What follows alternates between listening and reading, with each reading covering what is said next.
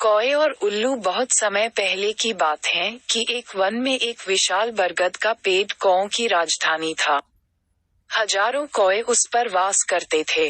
उसी पेड़ पर कौओं का राजा मेघवर्ण भी रहता था। बरगद के पेड़ के पास ही एक पहाड़ी थी, जिसमें असंख्य गुफाएं थीं। उन गुफाओं में उल्लू निवास करते थे। उनका राजा अरिमर्दन था। अरिमर्दन बहुत पराक्रमी राजा था। कौओं को तो उसने उल्लुओं का दुश्मन नंबर 1 घोषित कर रखा था। उसे कौओं से इतनी नफरत थी कि किसी कौए को मारे बिना वह भोजन नहीं करता था। जब बहुत अधिक कौए मारे जाने लगे तो उनके राजा मेघवर्ण को बहुत चिंता हुई। उसने कौओं की एक सभा इस समस्या पर विचार करने के लिए बुलाई।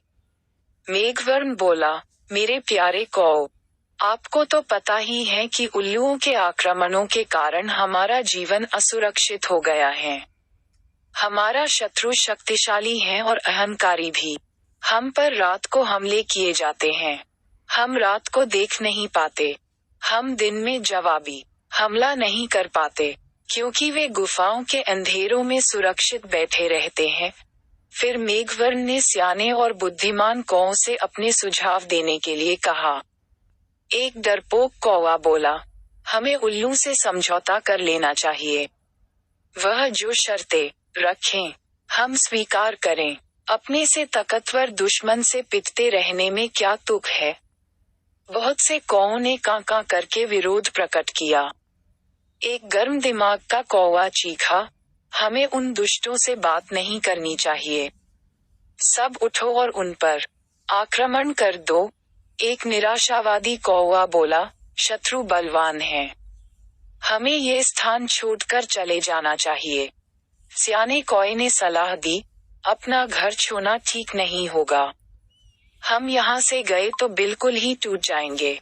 हमें यहीं रहकर और पक्षियों से सहायता लेनी चाहिए। कौओं में सबसे चतुर व बुद्धिमान स्थिरजीवी नामक कौवा था, जो चुपचाप बैठा सबकी दलीलें सुन रहा था। राजा मेघवर्ण उसकी ओर मुड़ा, महाशय, आप चुप हैं। मैं आपकी राय जानना चाहता हूँ। स्थिरजीवी बोला, महाराज, शत्रु अधिक शक्तिशाली हो तो छलनीति से काम लेना चाहिए। कैसी छलनीति? जरा साफ साफ बताइए। स्थिरजीवी राजा ने कहा। स्थिरजीवी बोला, आप मुझे भला बुरा कहिए और मुझ पर जानलेवा हमला कीजिए। मेघवर्ण चौंका, यह आप क्या कह रहे हैं स्थिरजीवी? स्थिरजीवी राजा मेघवर्ण वाली डाली पर जाकर कान में बोला, छलनीति के लिए हमें यह नाटक करना पड़ेगा।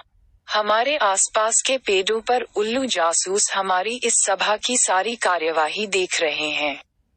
उन्हें दिखाकर हमें फूट और झगड़े का नाटक करना होगा।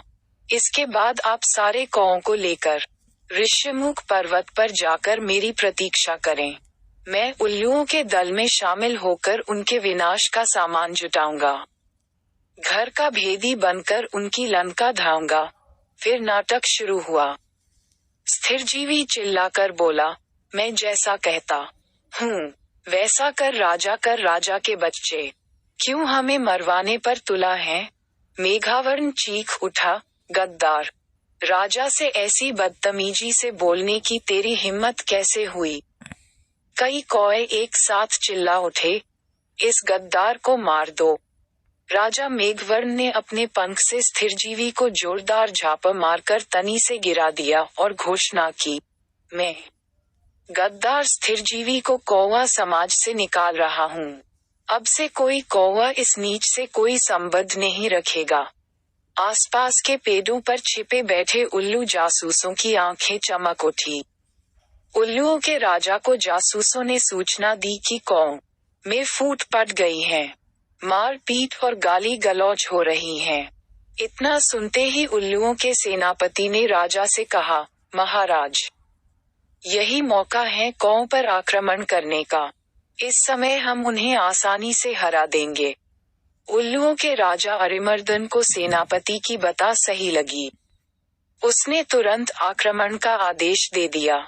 बस फिर क्या था, हजारों उल्लुओं की सेना बरगद के पेड़ पर आक्रमण करने चल दी। परंतु वहां एक भी कौवा नहीं मिला। मिलता भी कैसे? योजना के अनुसार मेघवर्ण सारे कौओं को लेकर ऋष्यमुख पर्वत की ओर कूच कर गया था। पेट खाली पाकर उल्लुओं के राजा ने थूका, कौए हमारा सामना करने की बजाय भाग गए। ऐसे कायरों पर हजार थू। सारे उल्लू हू की आवाज निकालकर अपनी जीत की घोषणा करने लगे। नीचे झाड़ियों में गिरा पड़ा स्थिरजीवी कौवा ये सब देख रहा था। स्थिरजीवी ने कां कां की आवाज निकाली। उसे देखकर जासूस उल्लू बोला, अरे, ये तो वही कौवा है जिसे इनका राजा धक्का देकर गिरा रहा था और अपमानित कर रहा था। उल्लुओं का राजा भी आया। उसने पूछा, तुम्हारी ये दुर्दशा कैसे हुई? स्थिरजीवी बोला, मैं राजा मेघवर्ण का नीति मंत्री था। मैंने उनको नेक सलाह दी कि उल्लुओं का नेतृत्व इस समय एक पराक्रमी राजा कर रहे हैं। हमें उल्लुओं की अधीनता स्वीकार कर लेनी चाहिए। मेरी बात सुनकर मेघवर्ण क्रोधित हो गया और मुझे फटकार कर कौओं की जाति से बाहर कर दिया। मुझे अपनी शरण में ले लीजिए। उल्लुओं का राजा अरिमर्दन सोच में पड़ गया। उसके सियाने नीति सलाहकार ने कान में कहा, राजन, शत्रु की बात का विश्वास नहीं करना चाहिए। ये हमारा शत्रु है, इसे मार दो।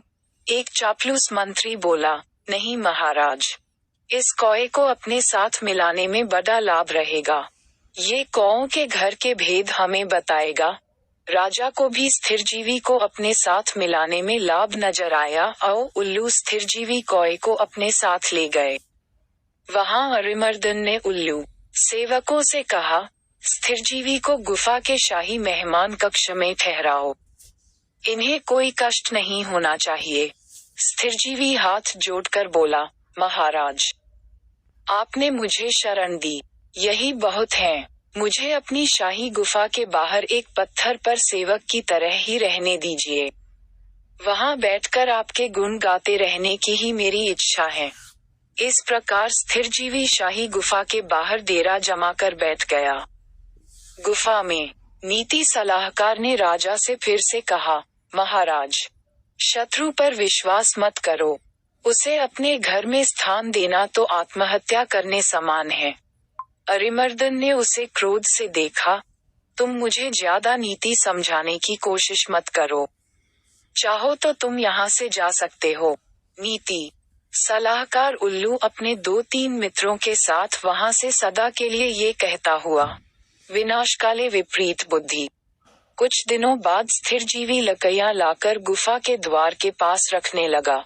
सरकार, सर्दियां आने वाली हैं। मैं लकड़ियों की झोपड़ी बनाना चाहता हूँ ताकि ठंड से बचाव हो। धीरे धीरे लकड़ियों का काफी ढेर जमा हो गया।